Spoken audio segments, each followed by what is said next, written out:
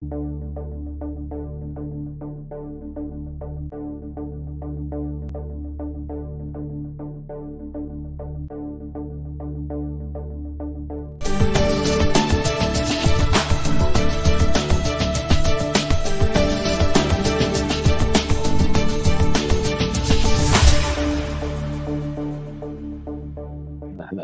bom. Agora melhorou. Vamos lá. E olha só, eu venho interessado por esses assuntos desde a minha infância. Quando eu era menino, nós tínhamos apenas a revista Cruzeiro e a revista Manchete, quando eu era adolescente. Então, naquele tempo, havia uma liberdade muito maior por parte das direções editoriais em relação a falarem do tema com muito mais liberdade. E hoje em dia, e tanto quanto você às vezes ouviu uma autoridade militar dizendo alguma coisa, confirmando avistamentos. Aí tem aquele famoso episódio ainda durante a ditadura militar do ministro da área, que estava viajando num avião, e ele mesmo disse: eu vi, e deu testemunho de como eles foram acompanhados durante a viagem. Era bem farta a manifestação de pessoas dando testemunho a respeito dessas visualizações. Aí, pois bem, quando eu estava com 13 para 14 anos de idade, eu jogava num time de Niterói e meu pai estava levando o nosso time para jogar em Itaperuna, no estado do Rio de Janeiro, fazer a preliminar de um outro time. A gente era ali dente de leite, 13, 14 anos, 15. E aí, indo no caminho para lá, numa reta no estado do Rio, um lugar de uma campina linda, e uns poucos montes baixos, morros, como a gente chama no Rio, e aí, de repente, veio aquela coisa que parecia mais um ente pensante. Você via que ele estava vendo você. E aí parecia uma bola fosca, não brilhosa. E veio, parou na frente da nossa Kombi. Não dava para medir a distância, a sensação de distância não era nítida. Às vezes parecia que estava muito perto, às vezes parecia que podia estar mais distante. Mas a presença era de um globo sem brilho, como se fosse um globo ocular sem olho olhando para você ali. Meu pai parou o carro, nós todos saímos, nós éramos 14 pessoas ao todo, e ficamos parados em silêncio, numa perplexidade. Garotos de 13, 14, 15 anos, em geral, não silenciam para nada, não é? Mas ali, meu amigo, ninguém abria a boca. Todo mundo em estado de perplexidade. E eu olhei para o meu pai, que estava absolutamente silencioso, e eu falei: pai, o que é isso? E eu me lembro da frase dele. Ele disse: meu filho, não é desta ordem de coisas. E aí, de repente, aquela coisa simplesmente fez... assoviou, e muito leve. O assovio eu atribuo muito mais a minha interpretação juvenil. Provavelmente não tenha feito barulho nenhum, só foi. E aí pronto, a minha vida mudou daquele dia para frente. Eu falei: bom, eu não posso negar a minha cognitividade, muito menos a do meu pai, nem a de 13 amigos que não pensam no assunto, não creem no tema, não buscam, não andam impressionados. Gente totalmente noutra, que foi abismada por aquilo ali. E aí, dali para frente, isso passou a fazer parte do conjunto de coisas que compunham a minha visão do universo. E aí eu me converti Me Desde converti cedo, ao... então, desde cedo você é ligado nesses assuntos, desde Assim, adolescente, desde guri, desde 13 para 14 anos. imagina. E aí eu me converti ao Evangelho, e a conversão ao Evangelho não mudou nada em mim em relação a isso. Ao contrário, aumentou o meu escopo, porque agora o universo tinha criador para mim. O universo fazia sentido. E aquelas coisas faziam sentido no sentido global, do que quer que fosse o escopo universal.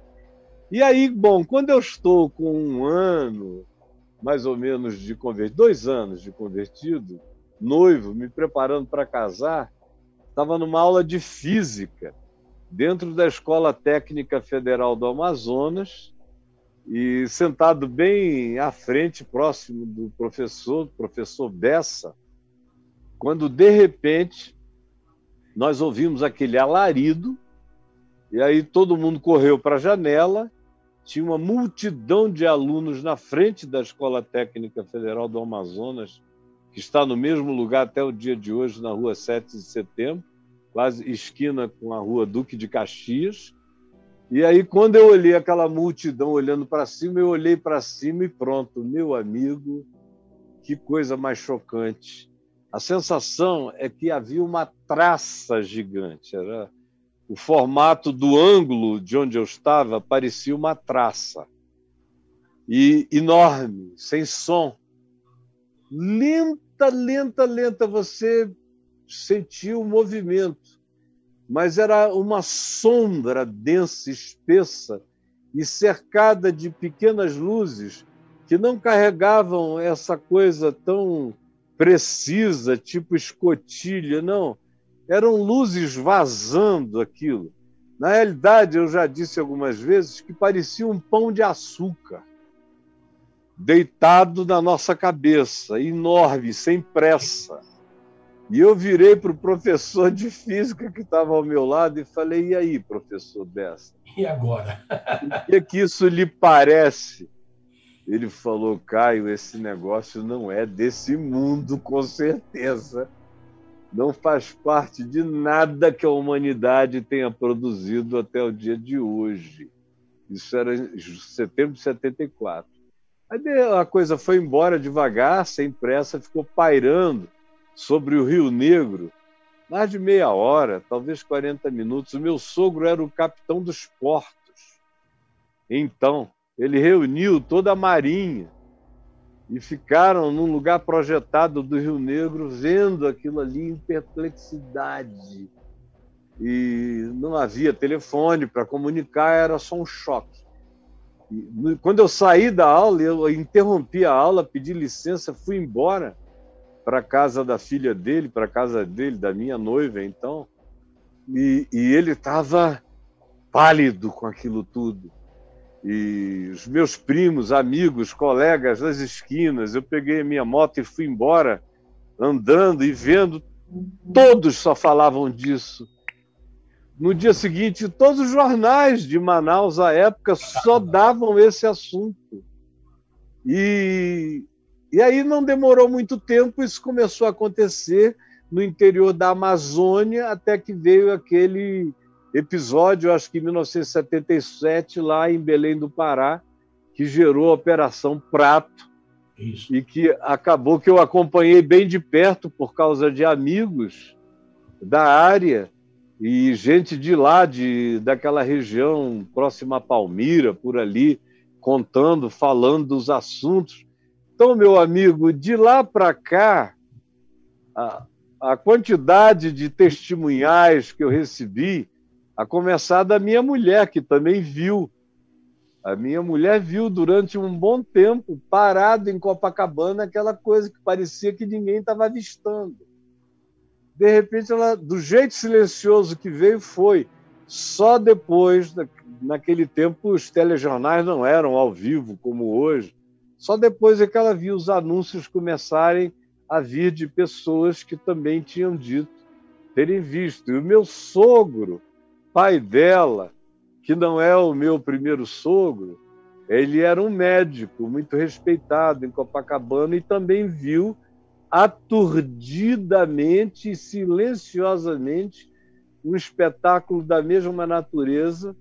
E aí eu tenho uma quantidade enorme de pessoas completamente sérias, confiáveis e cognitivamente completamente saudáveis, que dão o mesmo testemunho. E quando as pessoas vêm me perguntar sobre isso, como é que eu falo nisso com tanta convicção?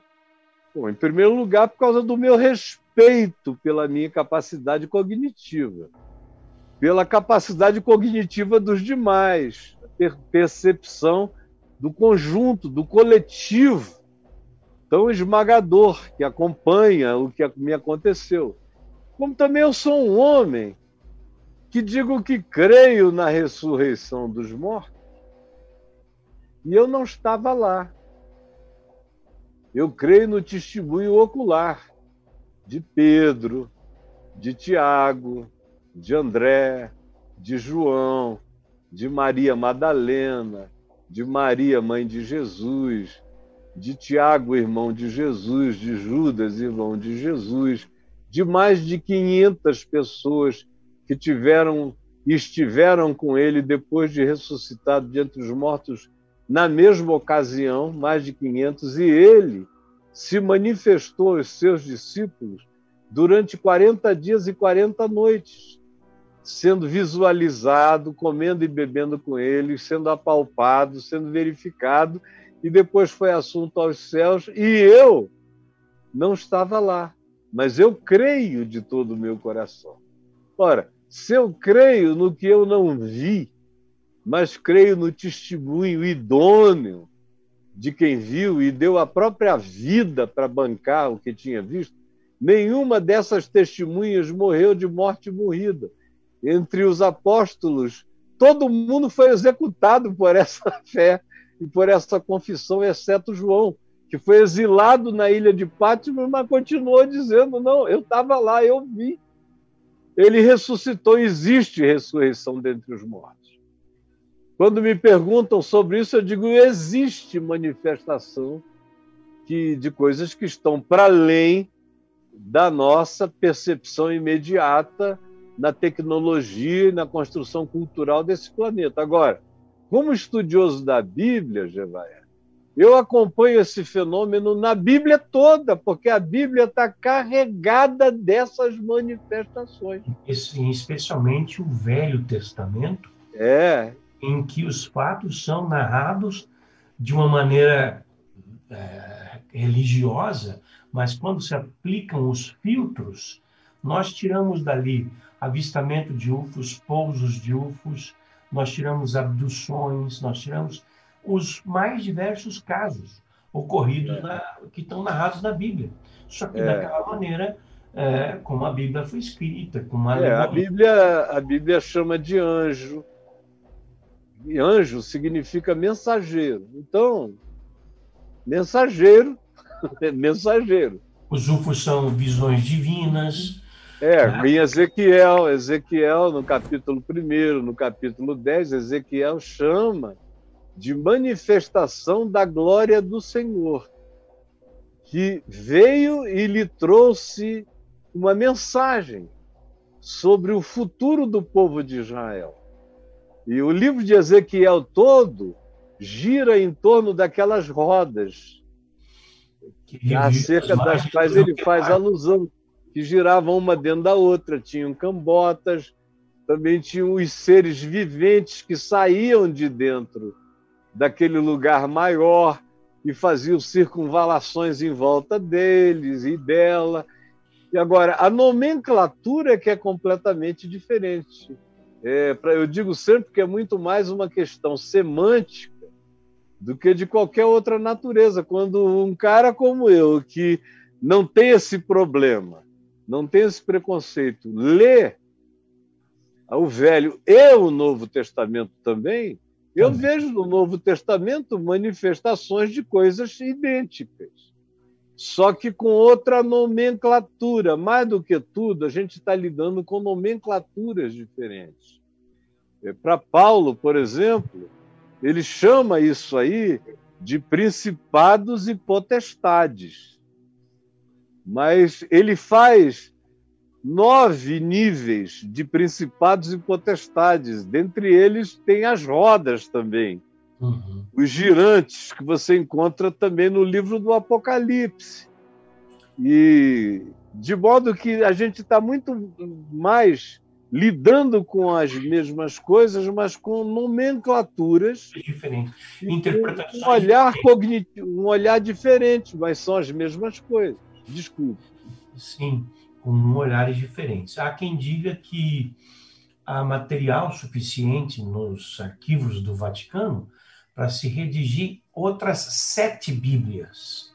Com esses materiais, né? Com esses testemunhais. Materiais que foram excluídos da Bíblia oficial. Uhum. E a Bíblia não é o único livro religioso e antigo a tratar da presença de outros seres, de outros pontos do universo entre nós.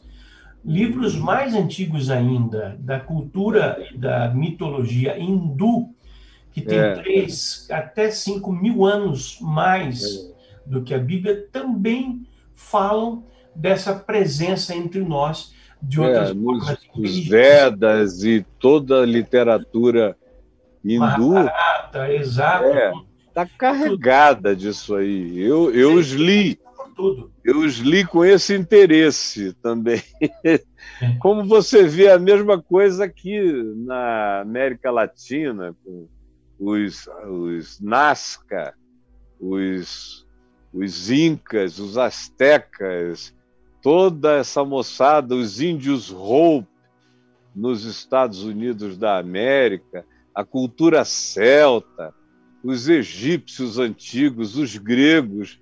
Meu Deus, é uma quantidade brutal, né? Brutal. E por todo o mundo existem vestígios concretos da passagem, ou eu chamaria de evidências concretas da passagem de outros seres mais inteligentes que nos ensinaram coisas que hoje nós temos como, ou já desde a antiguidade, nós temos como básicas para nós. Por exemplo, e isso é um fato que vem sempre sendo trazido à tona, é como foram construídas as pirâmides. Não há tecnologia nem nos dias atuais para fazê-las, tanto é que ninguém reproduziu uma pirâmide em lugar nenhum do mundo. E nós sabemos que a arquitetura ela se reproduz. Alguém inventa uma coisa aqui, alguém lá copia. Mas ninguém copiou, porque não há meio de copiar uma pirâmide com as características dela.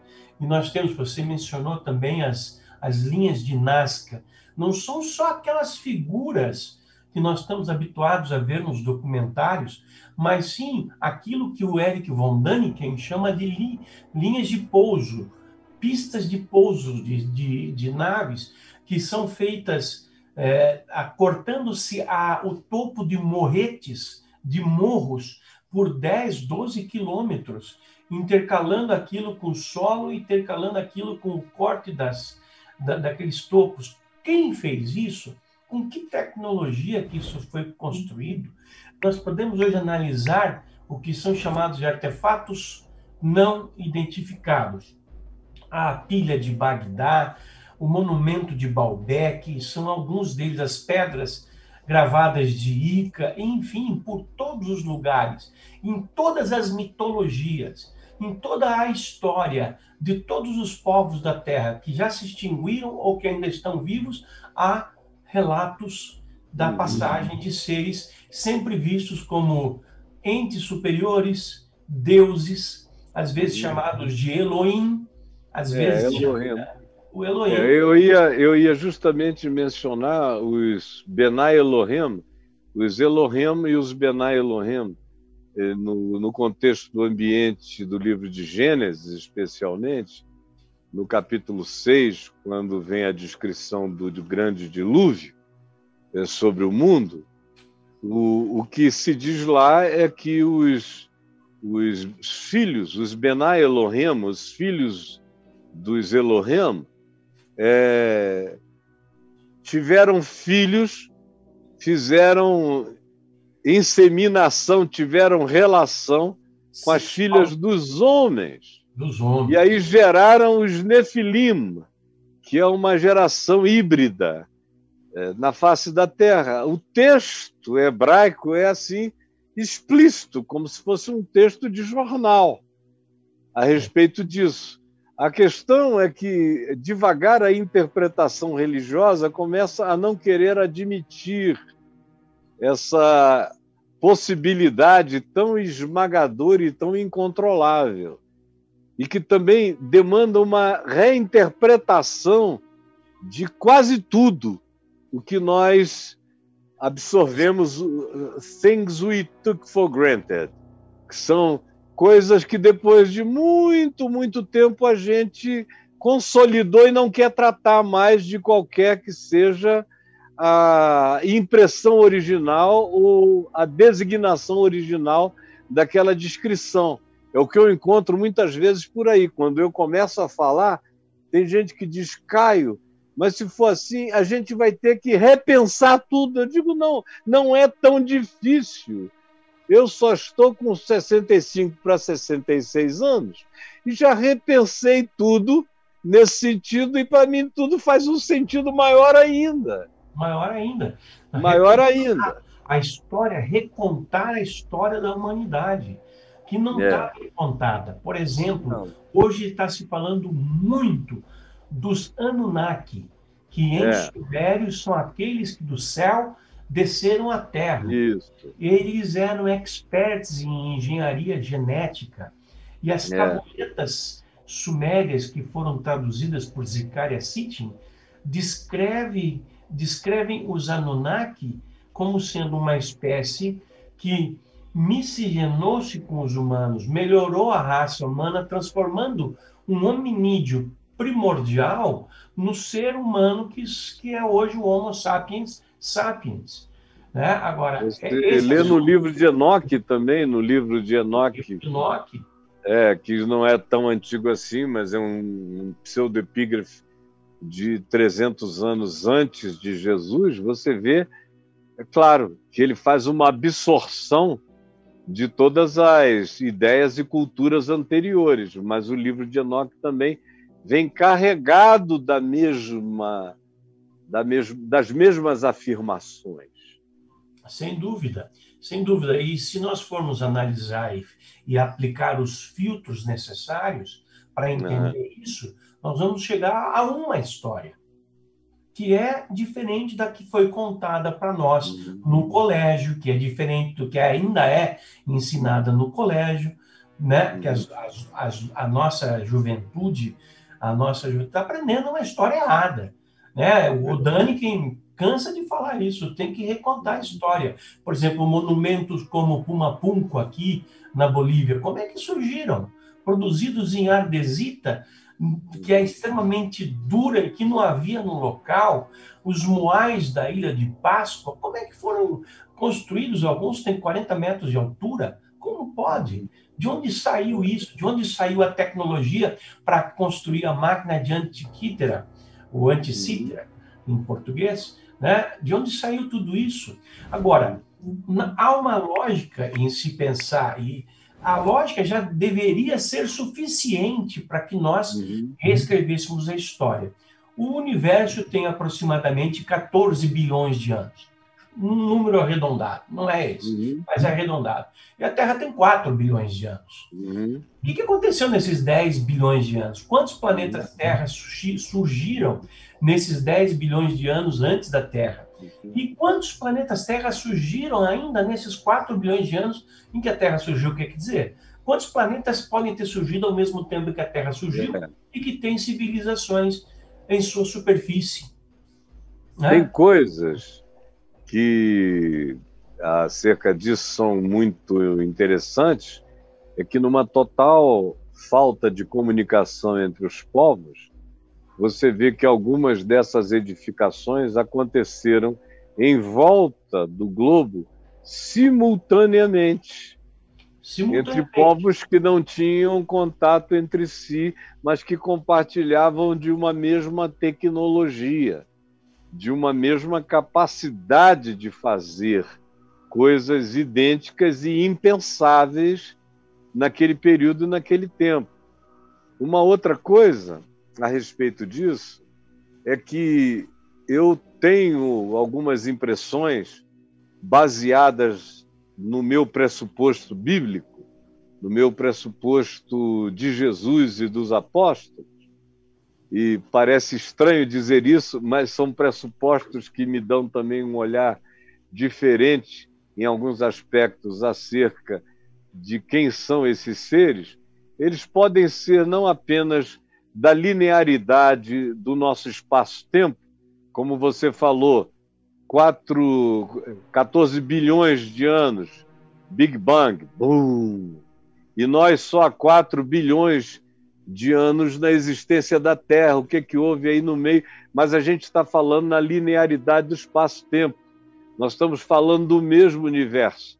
Mas Nós também a gente, dos níveis, diferentes a níveis. gente tem multiversos, a gente tem, além dessa linearidade do espaço-tempo, você tem universos paralelos no processo.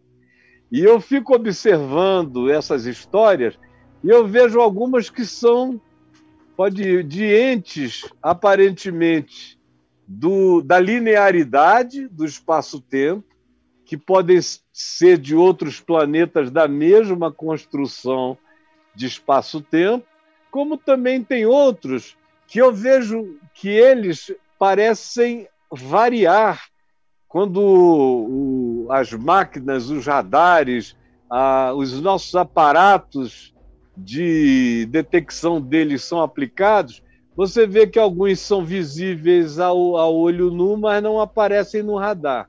Outros só aparecem no radar, mas não são visíveis ao olho nu. Aí você começa a ver que tem alguns que, eventualmente, estão vindo e passam, são travessias dimensionais, são overlappings dimensionais. Tanto quanto eu também creio numa outra possibilidade, que para mim não é nem um pouco absurda, de que, em alguns casos, eu acho que a gente está lidando, de fato, com vários fenômenos, com várias dimensões e várias perspectivas. Não dá para ficar com Carl Sagan estudando só o espaço-tempo. Você tem também dimensões que a física quântica te ajuda a entender a possibilidade do paralelismo multivérsico, tanto quanto você tem a possibilidade da própria física, de que, em alguns casos, sejamos nós mesmos. Sejamos, em alguns aspectos, nós mesmos nos visitando. Veja você, a comunidade espírita, que eu respeito muito, em especial a kardecista de raiz, afirma que há 6 outras civilizações coabitando a Terra nesse instante, diferenciadas entre si apenas por questões de instantes, de segundos ou de nanosegundos. Quer dizer, nós seríamos, o planeta Terra teria 7 humanidades. 7 humanidades. E esses seres que nos visitam, eles têm a condição, que nós não temos, de ver o todo, todas as 7, e diferenciar seres de cada uma dessas 7 dimensões. Eu acho isso muito interessante. No meu programa eu entrevistei o Geraldo Lemos, que me contou essa informação, que deu essa informação que eu não tinha. Aí eu me lembrei de uma psicografia que a minha filha falecida em 2015 me mandou a nossa família. Nós recebemos várias psicografias. A minha filha era espírita, trabalhou muito fazendo os trabalhos espíritas, né? Ela fala assim: pai, muitas vezes nós não nos damos conta de quantas civilizações habitam a Terra nesse mesmo planeta, habitam o nosso mesmo planeta. Quer dizer, seriam essas diversas civilizações. O que você falou de multiversos, de dimensões paralelas à nossa realidade. Nós não vivemos apenas uma única dimensão, mas nós estamos em múltiplas dimensões, só que as nossas faculdades sensoriais não nos permitem entender isso de uma maneira clara. Olha que Isso é tentamos, né? muito, muito claro na Bíblia. E há tantos anos atrás, né? Você tem aquela afirmação, por exemplo, do profeta Eliseu, quando o rei da Síria vai cercá-lo para prendê-lo, e o servo dele, o Geazi, entra em pânico, porque as montanhas estão todas tomadas pelos exércitos do rei da Síria, e o profeta Eliseu, sozinho na casa dele, olha lá para fora e diz: fica em paz, porque são muito mais os que estão conosco do que os que estão com eles. Então, a Bíblia vai lidando com essa coisa de dizer: abre os olhos dele para que ele veja também. Aí o cara vê de repente, ou coisas que se manifestam e que só um grupo de pessoas vê, o outro grupo que está ao lado não enxerga, não tem o olhar. Vem, outros não vêm. Uns veem, outros não veem. Então, a Bíblia vem carregada disso. Eu fui chegando a essas conclusões por causa da minha leitura da Bíblia e por causa do meu estudo de física, de todas essas realidades que me levaram a uma convicção muito grande há muito tempo, de que, na realidade, há overlappings o tempo todo de dimensões.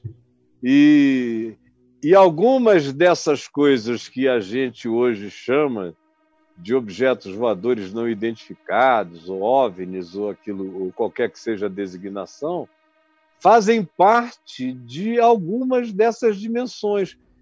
Por exemplo, a teoria das cordas na física quântica enumera 9 níveis possíveis de paralelismos. O que é interessante é que no Novo Testamento você encontra também 9 camadas dimensionais mencionadas pelos apóstolos. E Paulo e outros deles também mencionam a mesma coisa. A nomenclatura é que é uma nomenclatura completamente diferente. E a interpretação da religião cristã é uma interpretação que ficou presa ao significado que, com o passar dos anos, foi crescendo dentro do judaísmo. Mas se você for conversar com pessoas no mesmo judaísmo de hoje, você vai ver como eles fizeram uma atualização daquilo que eles chamavam por um modo antigamente, e hoje em dia eles já designam de outro modo. Porque no meio disso tudo a gente está numa grande diferenciação de linguagem, de semântica e de designação que nos atrapalha enormemente a compreensão de um fenômeno tão importante. As coisas que são tão óbvias, muitas vezes passam despercebidas. O que Jesus quis dizer quando ele falou: a casa do meu pai tem muitas moradas? Mas é uma coisa evidentemente óbvia, de que hajam outras civilizações no universo tão ou muito mais evoluídas do que nós. Eu diria que numa escala de 0 a 10, sendo 0 uma civilização que ainda não descobriu o fogo, e 10 a civilização com o maior grau de avanço no universo, que talvez tenha bilhões de anos à nossa frente, nós estamos nos primeiros degraus. 1, 2, olhe lá. Ou seja, nós ainda temos muito para subir. Ainda temos muito.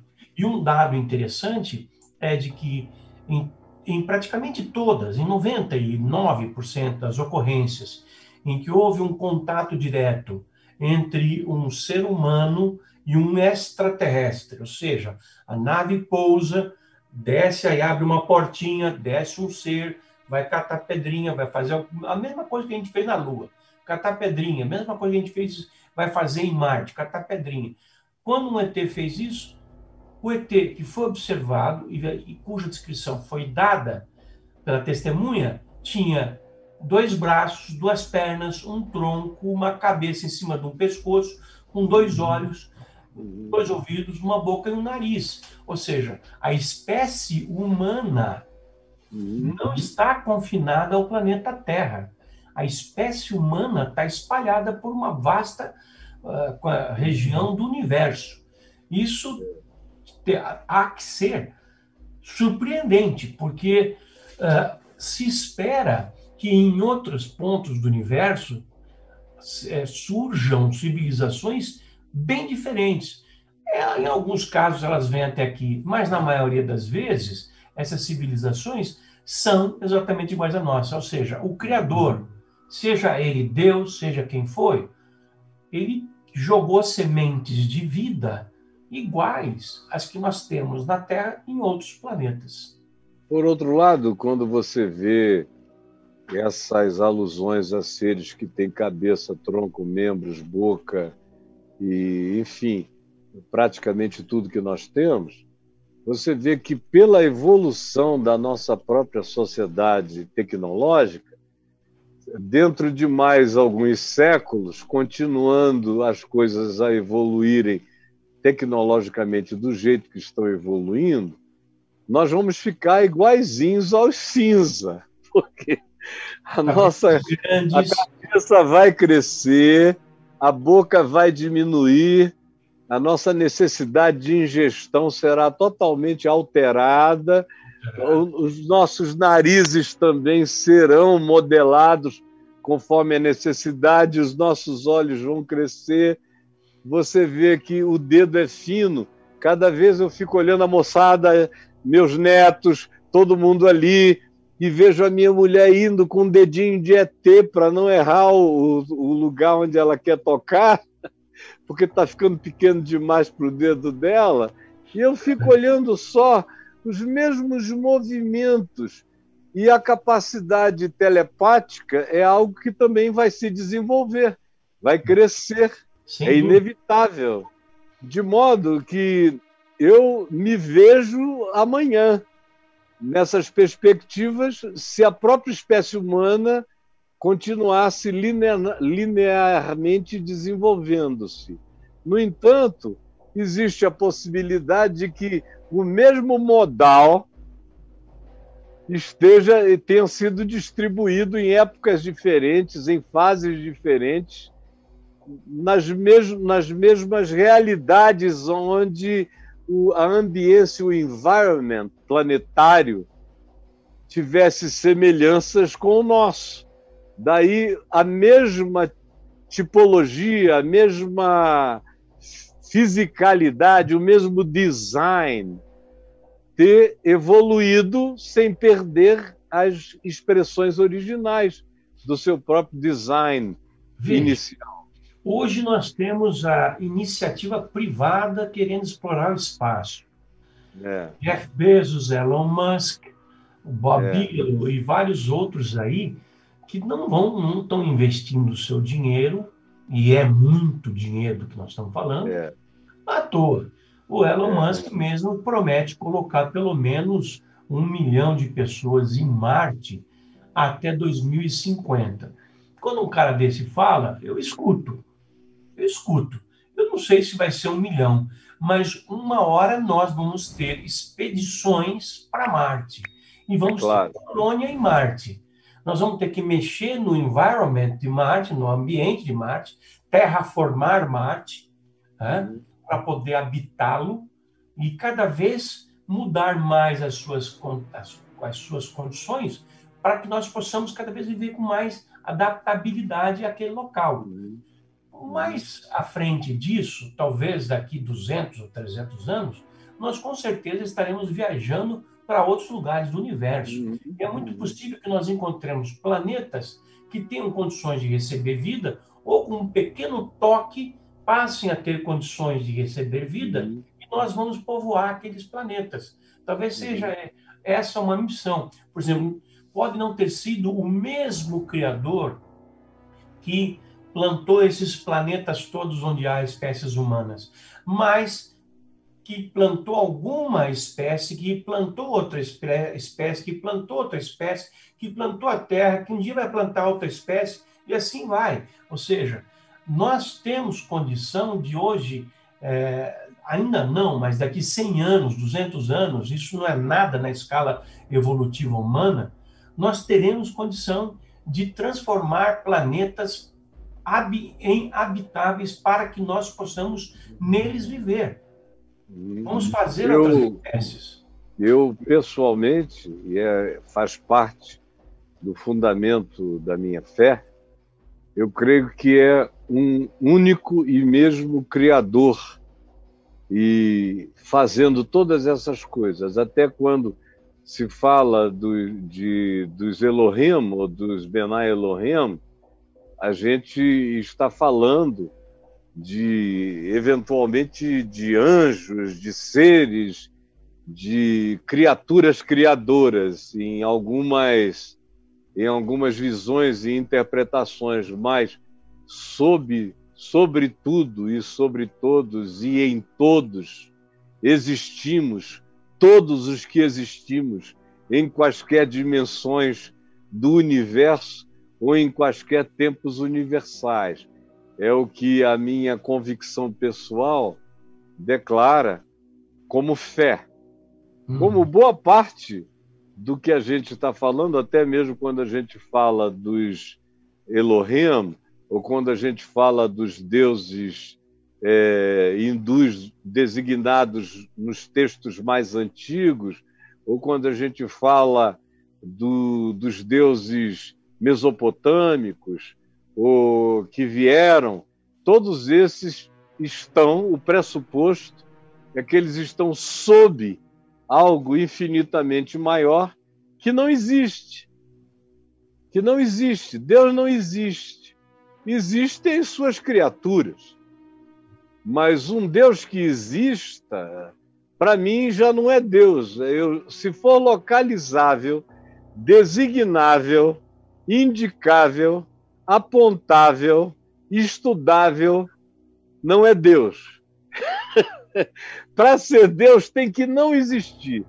Não, quando vêm os meus amigos cientistas, ateus, querendo discutir esse assunto, eu digo, cara, você não percebeu na sua inteligência toda que esse é um assunto que está para além de qualquer possibilidade humana ou de qualquer criatura universal discutir, porque se existe Deus, ele não existe. O Deus que existe mas não existe. O que existe sou eu, é você, são as criaturas, são as muitas criações, não importa a ordem de chegada. Essas realidades inteligentes existem. Agora, o Deus que em quem todas as existências são, e o próprio universo e os universos todos são, é indesignável. Ele está para além de qualquer designação. Por isso é que Jesus disse que ele é espírito e verdade, e que ele não é percebido se não for pela fé em espírito e em verdade. O resto, que seja demonstrável, designável, indicável, comprovável, é criatura, é criação, é realidade que faz parte de alguma ordem de coisas. E, mesmo que não seja da nossa. Agora, Deus mesmo, Deus está para além de qualquer designação. É a mesma coisa que uma formiguinha subir aqui na minha mesa e falar, escuta, vamos discutir energia nuclear.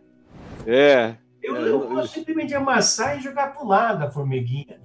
Então, eu vou falar sobre energia nuclear com uma formiga. Quer dizer, quem somos nós para pensar e tentar designar, identificar Deus? Está tão além de tudo que nós podemos sequer pensar. É um assunto que eu acho absolutamente idiota.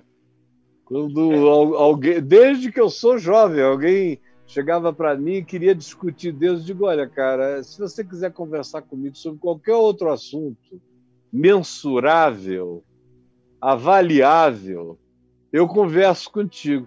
Cientificamente estudável, definível, capaz de ser provado pela via de repetição laboratorial, a gente conversa, ou identificação física ou fixa, ou mesmo que não seja física, seja teoreticamente num teorema demonstrável, e numa escala ínfima de realidade visibilizada, eu estou aí dentro.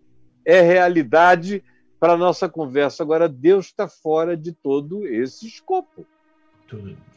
E qualquer papo a respeito disso é patético, é ridículo. Eu não discuto Deus e ninguém explica Deus.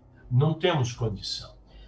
Não temos. Não, mas nós estamos progredindo enquanto espécie muito mais rapidamente do que se esperava que acontecesse há 20 anos atrás.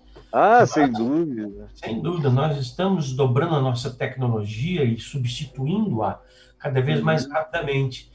Hoje, o grande momento que a humanidade passa é a possibilidade de nós termos uma colônia na Lua, e já está se falando isso para daqui a 2 anos, e uma colônia em Marte. Imagine você, o que nós estamos fazendo é exatamente o que os seres que nos visitam fazem. Nós estamos buscando outras formas de existência, nós estamos buscando outras formas de manifestação de vida pelo universo. Um dia nós vamos reverter a ordem das coisas e vamos ser nós, os extraterrestres, para aqueles planetas para onde nós formos visitar. Olha só, esse ano, no início do ano, estava lá na NASA e caiu uma conversa lá com um pastor amigo meu, um casal de amigos, a minha mulher e eu, batendo um papo sobre viagens à Lua, a Marte e a outros planetas. E aí eu falei, olha, eu não preciso nem de muita coisa. Se eu tiver mais 10 anos de vida, 15 anos de vida, eventualmente falando, vai ter excursão todo fim de semana para a Lua. Vários aparatos humanos saindo para você passar um fim de semana ou uma semana num hotel lunar e voltar. O Bob Bigelow, que é dono de redes de hotéis e motéis nos Estados Unidos, ele que desenvolveu um projeto para a NASA muito interessante, que é mandar uma nave pequena e lá no espaço a nave se infla e fica grande, permitindo que se receba várias outras naves com equipamentos, com dormitórios, com tudo, para que se trabalhe ali. Coisa que seria impossível de se mandar daqui da Terra para o espaço. Ele já está vendendo diárias no espaço, para pessoas que tenham muito poder aquisitivo e queiram dormir 1 noite, 2 noites, passar uma semana no espaço. Agora, Caio, eu vou mais além da gente ter as excursões. Vai haver aí na esquina da sua casa, como da minha, além de uma concessionária, seja Chevrolet, Fiat, Renault, vai haver uma concessionária que venda discos voadores. E você pode, se você tiver recurso, você pode comprar um disco voador. Aí você pode comprar um disco voador e ir a qualquer hora que você bem entender, à Lua, ao espaço, talvez até o final desse século. Isso que parece uma banalidade, quer dizer, que eu estou tratando de maneira tão banal, se realize. É o fato de a gente poder comprar a nave. Aí você eu não tenho a menor dúvida. Eu acho que é só uma questão de tempo. Porque a tecnologia, mesmo quando a tecnologia já não está disponível, ela já está totalmente visualizada. E uma vez que você visualiza possibilidades, você chega lá. A humanidade não consegue fazer só o que ela não sonha e não projeta e não visualiza. Se ela conseguir sonhar, projetar e visualizar na mente, ela vai fazer. Ela consegue. Nós temos todo o aparato para realizar quando a gente sonha, quando a gente projeta. Eu não tenho dúvida. Numa recente entrevista que eu fiz com um ex-agente do Pentágono chamado Luiz Elizondo, que foi o responsável pelo programa secreto. Você sabe quem é? Você é bem conheço aí de History Channel. De History Channel, é o Barbichinha. Isso. O Luiz Elizondo, ele falou num evento nosso, numa gravação que ele fez para um evento nosso, que não é mais uma questão de se há meios de conhecer a tecnologia das naves. eles já têm a tecnologia das naves sendo testada em laboratório, mas em escala nanométrica.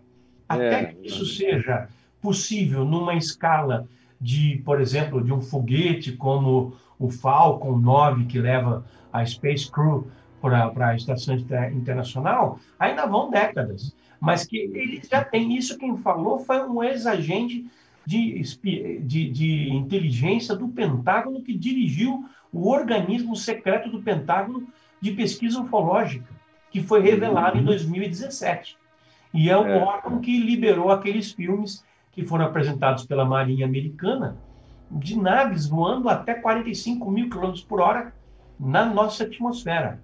É essa tecnologia que nós queremos, que os governos querem, que os Estados Unidos estão atrás, a Rússia está atrás, a Inglaterra está atrás, junto com os Estados Unidos e o Canadá.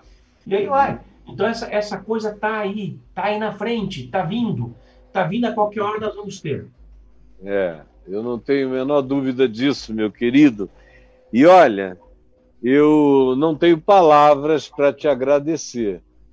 É uma satisfação. Para te agradecer mesmo essa conversa tão agradável comigo aqui e tão rara, porque eu habito um mundo muito solitário, entendeu? E conversar com você pensa, saber as coisas que você faz, saber as coisas que você sabe, acaba produzindo essa entre aspas, solidão. Eu também tenho um mundo bastante solitário, porque são poucas as pessoas com quem a gente pode tratar de maneira inteligente dessas coisas tão complexas. Eu vou pedir para o teu pessoal aí o teu contato para te mandar esse livro aqui, ó, Portais Dimensionais. Eu quero muito. Eu vou te mandar. Aqui você vai ler sobre multiversos, universos paralelos, física quântica. É um livro que nós publicamos e que o subtítulo tem aqui, ó, é Explorando os Mistérios deste e Outros Universos. As dimensões paralelas, enfim, tudo aquilo que se refira a isso que nós tratamos hoje. Eu vou te mandar o meu endereço. Eu estou com o seu WhatsApp e você vai receber o meu. Muito aí a gente vai trocar as nossas figurinhas com muita alegria. Muita satisfação. E eu vou receber seu livro e lê-lo com muito prazer, meu querido. Olha, honra pura para mim. Deus te abençoe. Abençoe a tua casa. Eu também tenho um filho que partiu há 15 anos, com 22 anos de idade, estaria agora com 37.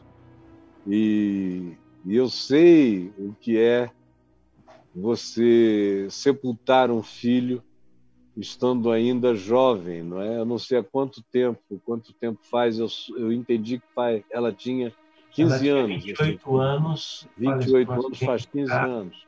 Vai ser 6 anos em março. Não sei. Sei.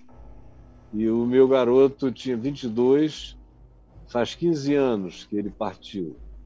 E quero dizer, quando você falou da sua filha, o meu coração produziu um enternecimento natural, uma empatia profunda com você, com sua família, com a sua casa. Que Deus abençoe vocês e que vocês sejam cheios de toda a consolação. Muito como eu tenho sido e a minha família também. E hoje eu tenho 5 netos. A minha neta mais velha já tem 21 anos. Então, a minha única neta fez 5 anos ontem. Então, parabéns, vovô. Parabéns, meu querido. Um grande beijo. E Deus te abençoe, meu mano. Ó, qualquer coisa a gente está aqui também. Muitas bênçãos também a você e que Deus continue iluminando esse seu caminho maravilhoso de esclarecimento das pessoas. Amém. Amém. O seu também, meu amigo. Um grande beijo. Força. Obrigado. Tchau. Tchau. Vai. É isso aí, Caião. Tamo aí. Presença maravilhosa desse nosso amigo Jevaé. Não conseguimos foi mostrar o site dele, né, Caião? Me mostra então, mostra aí pra gente. O site dele, vou botar aqui, eu botei aqui preparadinho. Olha aí o site dele. Isso, site... eu preparei até um GC com ele também. Aqui, ufo.com.br, você entra lá e aí você vai ter todas as coisas aqui, ó. Tá falando aqui, né, é desse moço que ele estava falando antes. Onde você clicou agora e abriu, cadê? É esse cara aqui? Deixa eu ver, né? Tá aí. Isso, vamos ver. Deixa eu ver se é esse. Não é esse não. É um outro. Mas tá bom, meu querido. Tá tudo aqui, tá tudo no esquema. Deixa eu dizer uma pequena palavra, Braulio, querido. Isso tudo que eu conversei aqui hoje com o Jevaer, o Braulio lembra a quantidade de documentários do History Channel que eu mostrei aqui na VMVTV, que estão todos gravados. Eles não estão no YouTube, porque se eu puser um documentário do YouTube no meu canal, do History Channel no meu canal no YouTube, o meu canal leva um strike.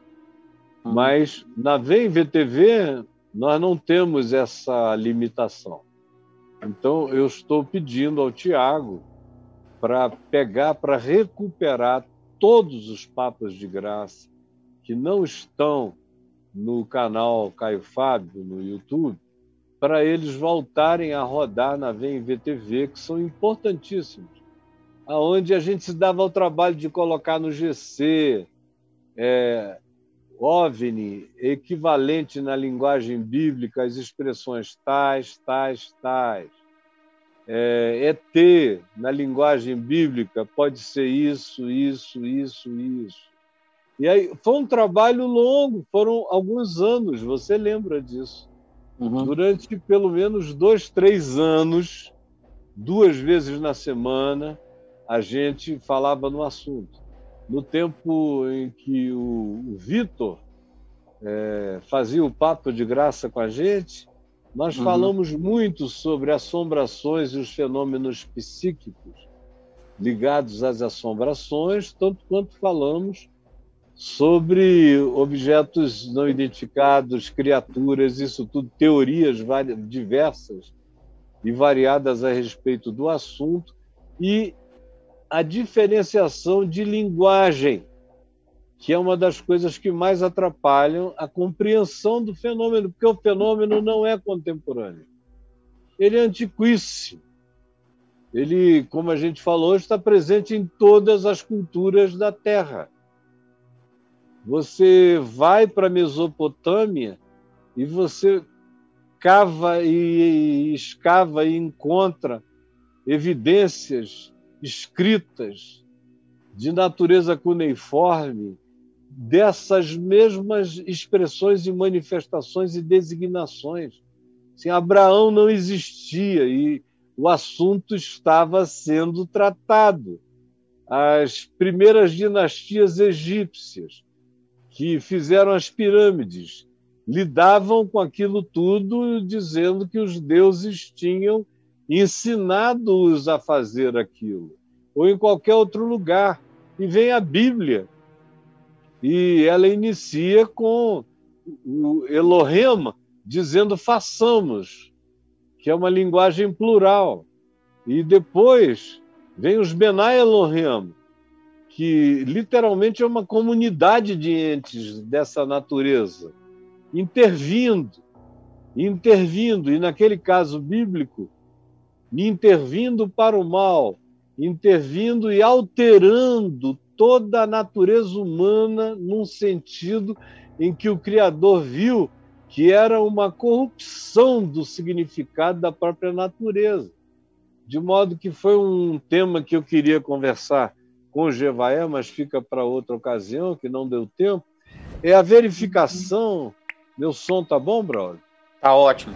Tá, a verificação de que alguns desses seres são, hoje em dia, claramente identificados como seres do mal. Ou seja, hoje em dia, os experts no tema identificam presenças benignas e presenças malignas nessas dimensões. Assim como entre nós tem gente boa e tem gente muito ruim, e alguns até diabólicos, nessas outras dimensões a mesma coisa acontece. Tem forças espirituais do bem, tem forças espirituais do mal, designadas assim no Novo Testamento. Mesmo quando estou falando de seres e entidades que se assemelham a essas descrições que hoje em dia a gente fala com essas outras nomenclaturas. Pois hoje em dia é que tem uma quantidade grande, e você vê em programas diversos que eu acompanho, especialistas dizendo: nós temos certeza hoje de que há manifestações disso que são malignas e há outras que são benignas. Ou seja, a gente está falando de anjo, de mensageiro do bem e mensageiro do mal. Então continua tudo igual. Aí o cara diz: mas Caio, como é que eu devo ler a Bíblia? Leia a Bíblia. Eu leio tendo Jesus como chave hermenêutica. Eu também vejo os principados e potestades e todas as outras criações do universo tendo Jesus como chave hermenêutica, porque nele tudo subsiste. Tudo subsiste. Todas as coisas foram feitas por meio dele, criadas nele, e sem ele nada do que foi feito na terra, no céu, em qualquer dimensão, jamais se fez. Ele é o Cristo anterior a todas as criações. É o Cordeiro imolado por todas as criações antes da fundação do mundo. E aí você me pergunta: e o que isso faz com a minha fé? Aumenta, né? Cresce o escopo. A minha ficou ilimitada. Esse universo só virou uma casinha pequena demais para a grandeza desse Deus que não existe, mas é. Em quem todas as coisas existem e subsistem. E que é o Senhor Amém. de todas as coisas, de todos os seres, de todas as criaturas, de todos os mundos, de todos os ambientes, de todas as dimensões. Pelo amor de Deus, é uma coisa maravilhosa quando você tem essa âncora, essa força, esse poder, essa pacificação no coração, sabendo que o Cristo, Jesus, é o Cordeiro, que é aquele que cobre todas as criações, de todas as dimensões. E quem crê, diga amém. Quem não crê, fique calado, mas não fale bobagem. Tá bom? Nós estamos só numa fase, numa época de expansão da nossa consciência e da nossa percepção, para que ninguém ande assustado com nada. Tá bom? Deus nos abençoe. Meus amigos queridos, reiterem o compromisso com o Papo de Graça, com a Vem VTV, com o Evangelho que vocês ouvem e creem conforme pregado todo dia aqui. Oh. Bye, bye, planeta Terra.